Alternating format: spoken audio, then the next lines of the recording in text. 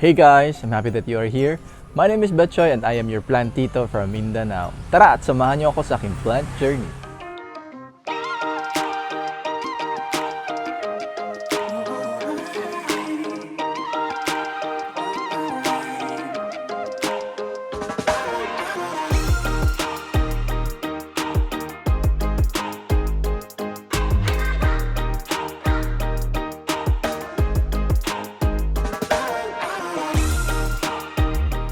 To those who are new to this channel at sa mga hindi pa nakapag-subscribe, please click on the subscribe button and pakiclick na rin po ng ating bell notification para maging updated kayo sa mga latest videos ng Bechoy Vlog. And also guys, please follow me on our other social media accounts. We have a Facebook page, and our page is Bechoy Vlog, and we also have an Instagram account, and our IG is Bechoy_vlog.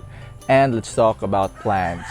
So if ever meron kayong mga questions about plants, plant cares, any other things related to plants, you can send me a message sa ating Facebook and IG, and I will try my very best na masagot yung inyong mga katanungan. And in our episode today guys, I will be sharing to you my list of top 10 philodendrons which are my current favorites as of the moment. And mind you guys, yung mga philodendrons na i-share ko sa inyo, these are actually, of course, these are subjective based on my taste and the criteria that I will be sharing with you. But one thing for sure na may share ko sa inyo is that these are not based on the pricing or kung gaano sila ka-trending ngayon. But the basis of choosing these plants, itong mga philodendrons na i-share ko sa inyo guys, is based on the beauty of the plant, its quality, and the most important thing is yung kanyang impact na ibibigay sa aking garden. I would like to emphasize lang din guys that itong top 10 favorites na mai-share ko ngayon are my current favorites. So there is a possibility that later on, siguro a few weeks time or months siguro after some few months, this might change na. So just like having your favorite songs or movies, meron tayong mga current favorites, and then later on, as we go through our lives, nakakaroon din tayo ng mga panibagong list of favorites. So now guys, I'm so excited to share with you itong ating mga philodendrons na favorite ko. And the number 10 on our list is our philodendron na milanochrysome. Currently, meron siyang 3 dahon, and some of you might recall that I've had a sad story regarding the acquisition of my philodendron. When I got this one, I bought it at 4 leaves. But then when it arrived here, nagkaroon siya ng problema. So, nagka-damage yung kanyang mga dahon. And apparently, yung natira na lang is yung pinaka-lumang dahon niya, which was, it's just actually na-give off na niya ngayon. Wala na yung pinaka-lumang dahon. So this one, this is already a new growth. Itong ating philodendron na milanochrysome guys is actually one of my wish list for this year, 2021. And up to this point, I'm still amazed and I still find this plant very beautiful. So, sa ngayon, ano pa siya, this is not yet the mature size because maliliit pa yung ating mga dahon, and then apparently kung maging mature na siya, so that's the reason why I placed here a very tall na pole, cocoa pole, para later on makita natin siya na mag-grow to its potential size, to its mature size na. So just to describe our milanochrysome guys, this is a trailing na philodendron, and then it has this velvety feel sa kanyang mga dahon. So I've heard so many stories about some other plant parents and plant collectors regarding their milanochrysome, and that they actually share that this is a slow grower na plant.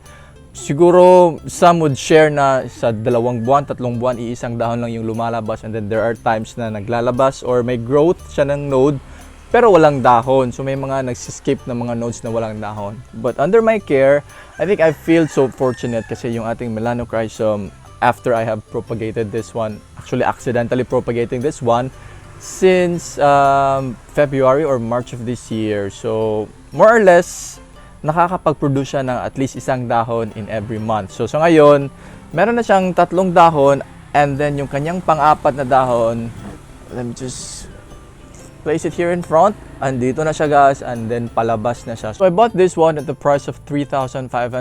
Meron na siyang 4 na dahon before. But then currently, medyo naging affordable na yung ating mga milanochrysome, and I think for ganito na ng mga may 3 or 4 na dahon, you can buy one at the price of 2,000 to 3,000 pesos. Now let's proceed to our number 9th plant on our plant list, and this is our golden jungle na variegated. So ito na siya guys. Ngayon, I think I've had this one for 3 months or 4 months na siguro, and mind you guys, this is a jungle fever na golden, and we also have another jungle fever na medyo green lang. And this one naman, this is a variegated golden jungle fever, but the variegations nito is color green, dark green. So ganyan yung kanyang mga variegations, may mga patches na mga green. And the reason why I included this in my favorite plants na mga philodendron currently is that meron siyang kakaibang beauty rin na naibibigay. So unlike any other plants with its variegations na mostly mga aurea or mga albo, yung mga white or may mga yellow na mga variegations, for our variegated golden jungle fever naman, it gives you a different kind of taste, gives you a different kind of flavor with its green color na mga dark green color na mga variegations. So the reason why it's also called a golden jungle fever is that yung kanyang mga panibagong dahon, just like this one, it starts out as medyo yellow-green or kaya golden kasi medyo may pagka-yellow siya. And then eventually yung ating jungle fever guys, this will grow to a very big size na magiging giant ito. And yun yung nakakaganda sa kanya guys kasi later on as the plant matures, nakakapagbigay siya ng volume sa ating garden. One thing I've also noticed with our golden jungle na variegated is that it's parang nakakakuha na siya ng kanyang spotlight ngayon. Previously, I recalled last year, medyo hindi pa to gaano ka-expensive. But then currently, sa ganitong size siguro mabibili mo na ito at the price of 5,000 to 6,000 pesos. And for this one, when I bought this one some few months ago, I only bought this at the price of 3,000 pesos. So ngayon, medyo nagiging pricey na siya kasi nagiging trending na rin itong ating golden jungle fever na variegated. Alam naman natin guys na yung mga variegated plants, actually medyo a bit expensive talaga siya as compared to the mga non-variegated na mga plants.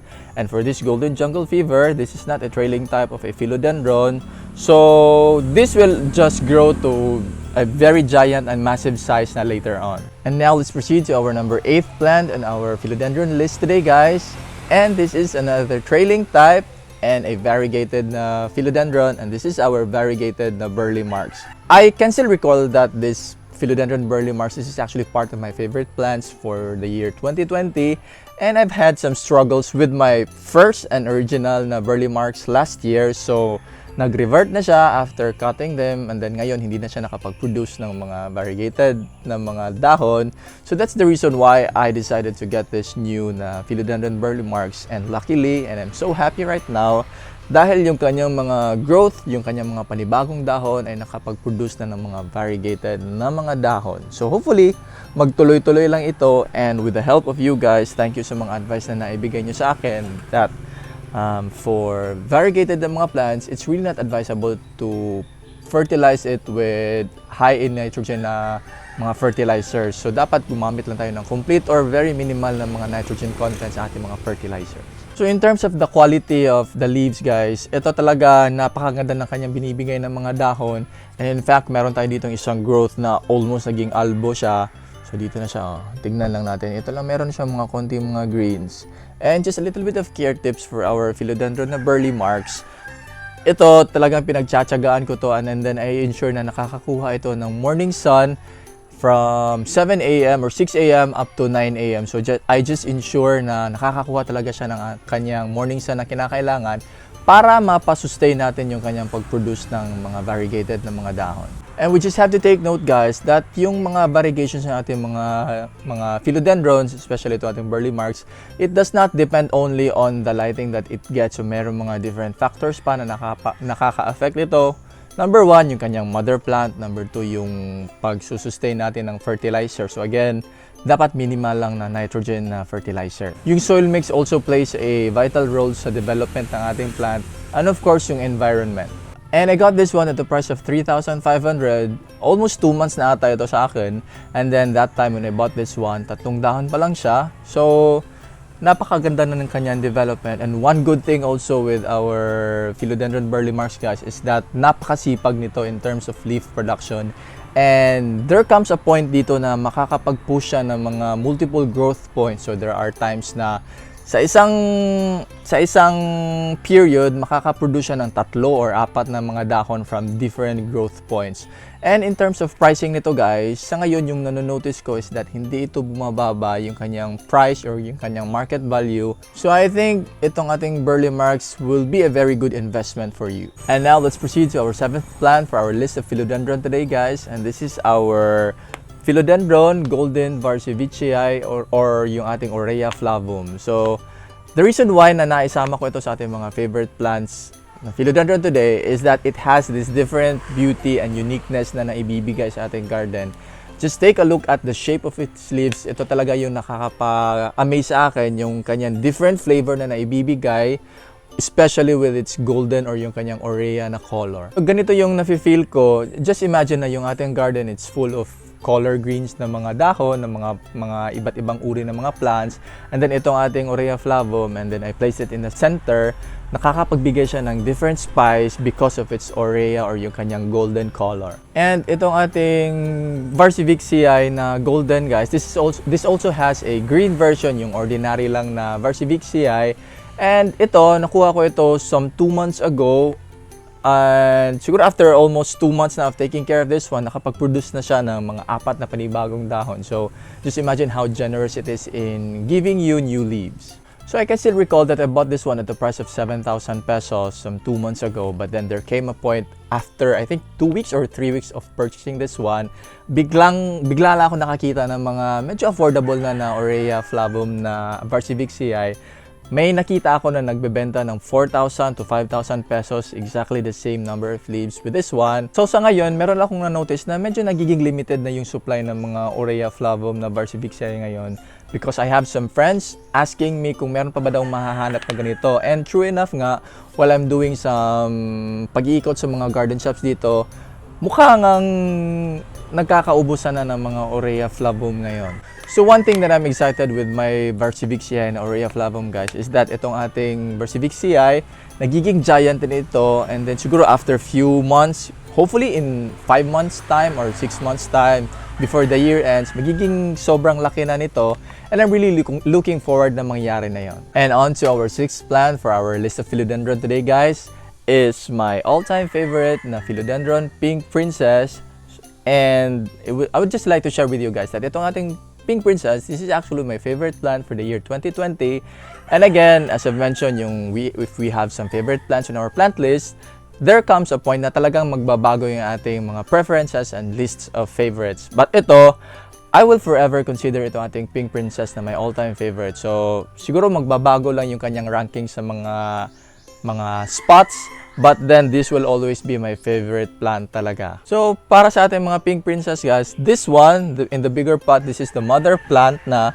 And then, this is the propagation natin at ito yung ating top cut. So, if you just take note, sa ngayon lang siya nakapag-produce ng mga pink variegations sa kanyang mga dahon kasi recently ko lang itong na sun stress. Gawa nga ng kaka-propagate lang natin ito. So, dapat after propagation, hindi muna natin sila ilagay sa stressful environment.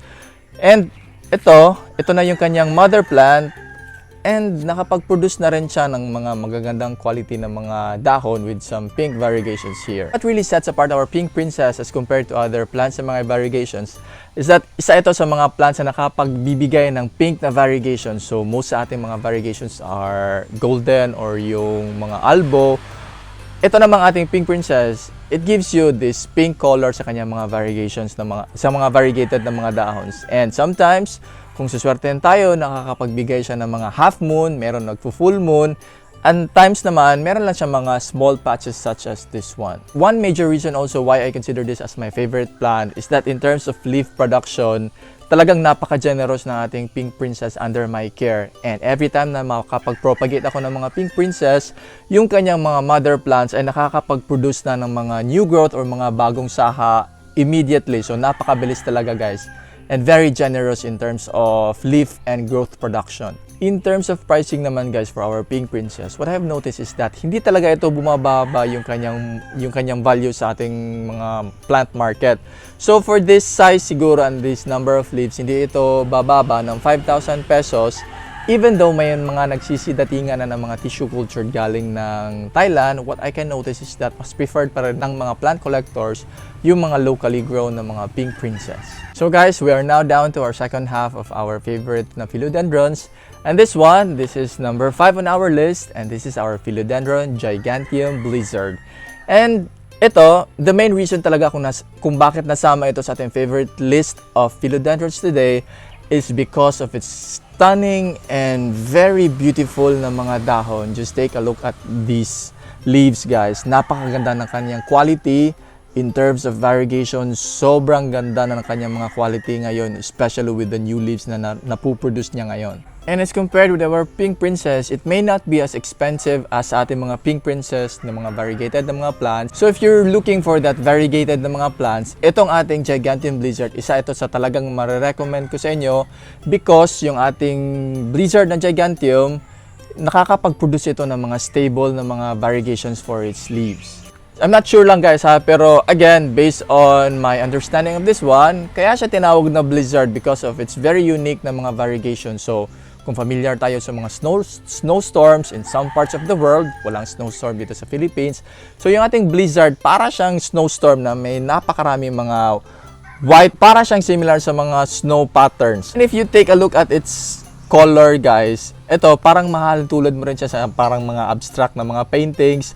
So I really find this plant very unique and stunning. One exciting thing also with our Giganteum Blizzard guys is that nagiging giant din sila. So just imagine later on kapag nagiging sobrang laki na nila and you have that in your garden, talagang mapapawaw ka sa kanyang beauty.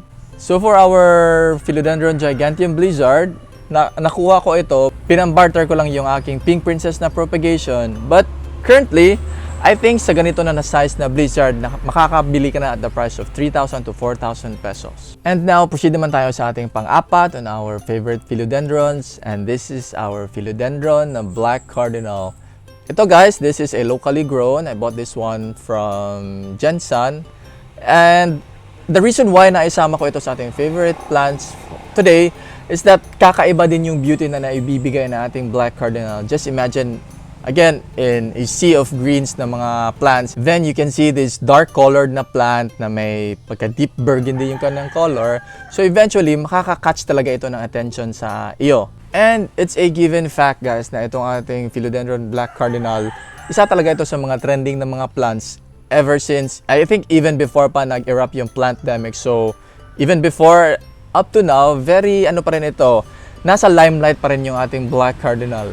One thing I've noticed also is that even though nagsisilatingan na yung mga imported na mga Black Cardinal, yung mga tissue cultured from other parts in the world, I think most of them are coming from Thailand or maybe from Holland, but then mas preferred pa rin yung mga plant collectors yung mga locally grown because number one, yung na-notice ko for the locally grown na mga Black Cardinal, they have this medyo roundish na mga dahon as compared to the imported ones na medyo maninipis pa lang siya or thin pa yung kanyang mga dahon. Another info that I will be sharing with you guys for our Black Cardinal is that yung kanyang mga panibagong dahon, which is this one, they start out as medyo maroon yung kanyang color, and then eventually, ito yung kanyang magiging intermediate na color, which is medyo nagiging dark na siya, close to color black na siya. And then eventually, kapag nag-mature na yung ating mga dahon, nagiging parang burgundy na siya or deep green. And mind you again guys, itong ating Philodendron na Black Cardinal, although this is not really a trailing type of a Philodendron, but nagiging giant din sila. And then currently, one thing I've noticed also is that hindi din bumababa yung pricing ng mga Black Cardinal, especially with the locally grown. For this one, I bought this one at the price of 6,000 pesos some few months ago. And I'm really happy having this Black Cardinal in my collection kasi part ito na aking wishlist for this year, 2021. At dahil sa price and the beauty and the uniqueness of this plant, isa ito sa mga collector's item ng mga plant collectors. And the next and our favorite Philodendrons guys is another collector's item, and this is our Philodendron mamey. And aside from the name itself guys, na mamey, or minsan din tinatawag na mamey, so medyo unique yung kanyang pangalan. Itong ating mamey is also another unique na plant. So it's a sought after na Philodendron, and most plant collectors would really want to have this in their collection. So what sets the mamey apart from other Philodendrons is that meron talaga siyang unique na beauty na naibibigay. Just take a look at how different yung kanyang heart shape. So medyo sharp siya yung kanyang heart shape. Ito naman, medyo may pagka-triangle yung kanyang form. And then, ito, let's have a closer look here. Medyo may pagka-deep yung kanyang mga veins dito. And then, we can also see na kakapag-unique din sa ating mamey, it's because of its silver pattern sa gitna ng mga dahon. One thing to take note lang guys for our Philodendron mamey is that generally, itong ating mamey, this is a very sensitive type of a plant. And yung na-notice ko is that kapag na-subject mo siya sa different environment, like different soil mix, or in the different, malilipat siya from different area, from one place to another place, nagiging sensitive talaga siya, and there will come a point na magli-leaf flow siya. And in fact, I've received so many messages and DMs sa ating Facebook and Instagram kung paano ko daw na-maintain yung ating mamey. Honestly guys, kakaiba talaga yung take care ko nito na ating mamey, and I'm not using the traditional aroid mix or yung aking philodendron mix for my mamey. To share with you guys, I'm actually using regular loam soil as my soil mix for my mamey. I just added some pumice for this one. One thing I can share lang then with you is that I've tried so many different soil mix for my mamey, including the regular philodendron mix that I have with my other philodendrons, and then na-notice ko talaga na hindi na nagiging stable and hindi na nagiging maganda yung kanyang growth, until eventually nagtry ako, gumamit lang ng loam soil, and then dun ko na nakuha yung kanyang kilite. Actually, medyo lush na itong ating mamey previously guys, but then nakapag-propagate na ako nito. Meron siyang 2 saha na nakuha ko dito, and at this point, I'm really happy with the outcome of my mamey kasi just take a look at yung kanyang mga dahon. Almost flawless talaga siya. And then ngayon, meron na siyang palabas na pang-4 na dahon. Nandito na siya ngayon. Mag-unfurl na ito soon. And I'm expecting na magiging malaki din yung kanyang size. And now we are down to our last 2 favorite philodendrons today guys. And this is the second on our list. And again, this is another collector's item. This is our Philodendron Flowmania or Flowmania. And amongst my philodendron na collections guys, I think itong ating Flowmania, I think this is my most expensive na philodendron. And I got this one at the price of 15,000 pesos. So bakit ba medyo expensive yung ating Flowmania guys? Number 1, again, this is a collector's item. So maraming mga plant collectors ang naghahangad na magkaroon nito. Then second factor also, which I think is that wala pa ako nakikita mga tissue culture na mga Flowmania. So that makes yung kanyang supply na limited lang talaga. And number 3, because limited nga yung ating supply nito, it is considered as rare na philodendron. And in terms of the beauty of our Flowmania guys, actually you can find some similarities with our philodendron mamey. Meron siyang similarity in terms of the color, yung kanyang veining, at saka yung kanyang silver pattern. The only big difference with them is itong shape ng kanyang dahon. For our Flowmania, medyo roundish yung kanyang pagka-heart shape as compared to the medyo triangular na shape, heart shape for our mamey. And similar din sa ating mamey guys, itong ating Flowmania, this is another sensitive type of a philodendron, and it reacts so fast if ever na malagay siya sa panibagong environment, just like having a new soil mix, or ilagay din siya to another place. So if ever you decide on getting a Flowmania guys, you should ready yourself. Dapat equip ka talaga with the right knowledge on how to take care of this one. Para naman, hindi naman maging sayang yung hard-earned money mo in acquiring this Flowmania. Dahil again, as I've mentioned earlier, medyo pricey yung ating Flowmania. And for my Flowmania, again, similar with my mamey, I'm using a regular soil nito, regular loam soil added with pumice. To share lang din with you guys, this is yung sinishare ko sa inyo na the use of loam soil for this one. This is based on my actual experience. Again, I have tried using my regular philodendron soil mix for this one, at na-notice ko na hindi talaga masyadong maganda yung kanyang growth. And then when I transferred it to a loam soil, sa ngayon, I think almost perfect talaga yung kanyang mga dahon na naibibigay, and then nagsa-start na siyang nagiging malaki yung kanyang mga dahon just like this one. So I really feel na nagta-thrive sila using this soil mix. Again, this is based on my actual experience. Baka maging iba din yung experience niyo if ever na gumamit kayo ng loam soil. So I'm not really saying na ito yung pinaka-best soil mix. Yung best na advice na may bibigay ko sa inyo guys is that try to observe kung ano yung kanyang growth using the regular philodendron. And if ever hindi kayo maging satisfied, then might as well try na rin using loam soil na soil mix. So ito din guys, learning experience ko lang ito in collecting and taking care of some plants. One thing I've noticed talaga is that there is no hard science or exact science on this one. There will really come a point na mag-experiment din tayo and go out of our comfort zones. It's only in that way na mafe-feel natin and makaka-learn tayo ng mga new experiences and very good insights. And hopefully with these learnings that we get, makaka-share din tayo sa ibang mga plant collectors and then makapag-exchange notes tayo for the betterment of our garden, for our plants. And finally, we are down to our number 1 favorite philodendrons, and I hope na makikita nyo pa ako, guys, kasi medyo malaki na yung ating philodendron na Paraiso Verde.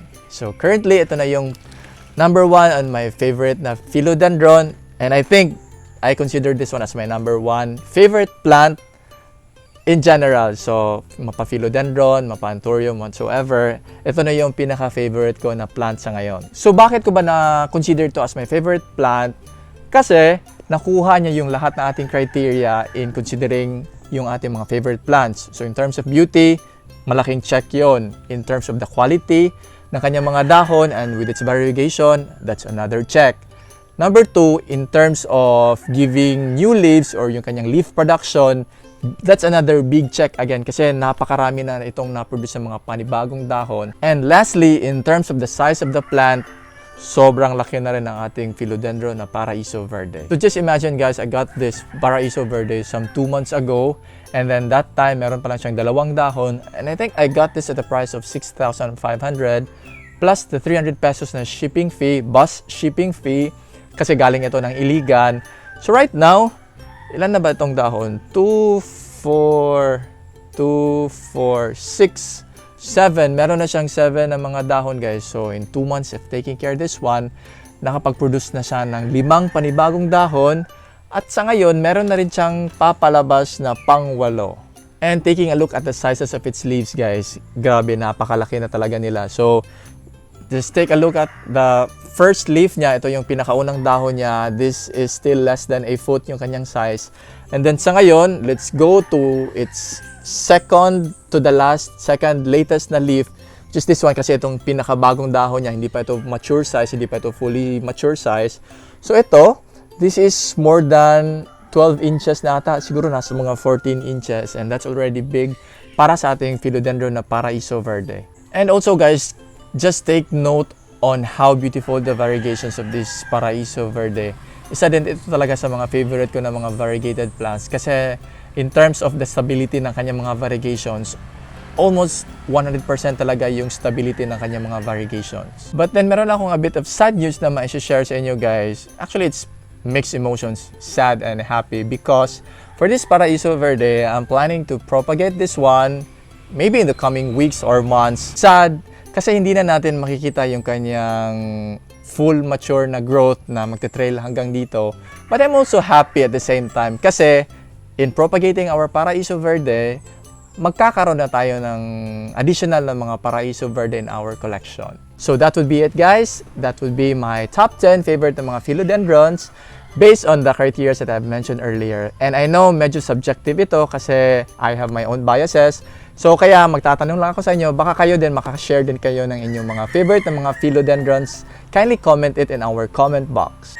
And before we end our video, let us do our regular shoutouts. Shoutout kay Ma'am Cindy Pantaleon, shoutout na rin kay Ma'am Beverly Corpus, shoutout also to Ma'am Maria Corazon Eslaban, shoutout na rin kay Jeremiah Buendia, shoutout also kay Sir Manuel Amper, hi to Sir Danny Pineda, hi also to Sir Miguel Carlo Rivera, shoutout na rin kay Ma'am Rose Amba, shoutout also kay Alasdair Patterson, shoutout na rin kay Ma'am Eliza Asuncion, and shoutout kay Ma'am Nelia Tuleco.